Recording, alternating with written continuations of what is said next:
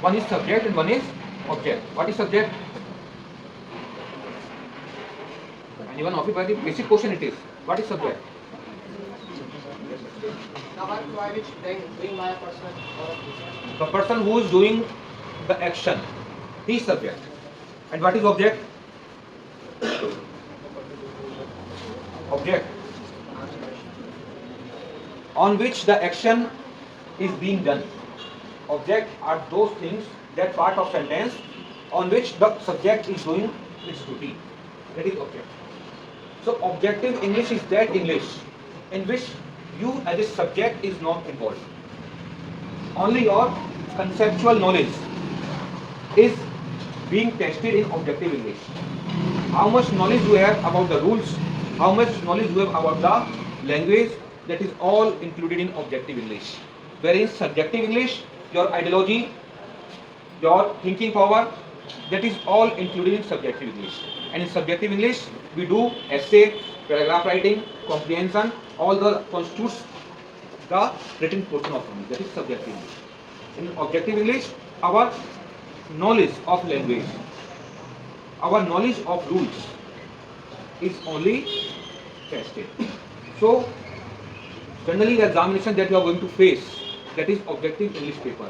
In that, your knowledge about the rule, your knowledge about the grammar, your knowledge about your reading ability is under judgment.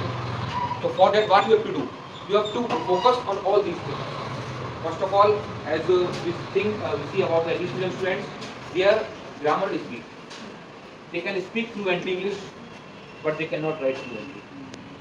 They cannot discriminate between the wrong and the right English. They cannot discriminate between the correct usage of grammar, its vocabulary, and all these things. They may be perfect in reading portion. They may be perfect in taking out the meaning of the whole paragraph. But when it comes for testing of their grammar, they fail there. So most important thing for the English medium students, that they should concentrate. First of all, they should read all the rules that are written in the books.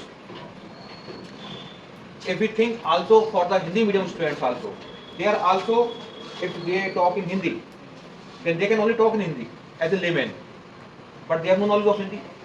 In the same way, they are students of English medium, they are very fluent in speaking, as in England, America, Europe, even the labor class is speaking in English, but they are not competent in passing examinations, they are not competent in writing good English. So here also, if you have to pass the examination, then you have to focus mostly on grammar usage, grammar rules, and all these things. There are various books that are available in the market. There are teachers teaching you, and very small portion of it is grammar. I think in 2 or 3 months, you can do all the basic concepts you can read of grammar, and afterward, you have to make practice of it. Because practice plays a very important role in any work. Reading means study is one important aspect, but practice is everywhere. So first you read all those rules, afterward you make practice of it by solving the papers, previous year question papers, and when you are going to solve the paper, not only paper solving is important, but analysis of the paper, that is more important than solving the paper. Generally what the students do, we are doing a paper, we are more interested in knowing only one thing. What is the score? There are 100 questions, our score is 72, we are happy. It's okay, we are doing 72 questions.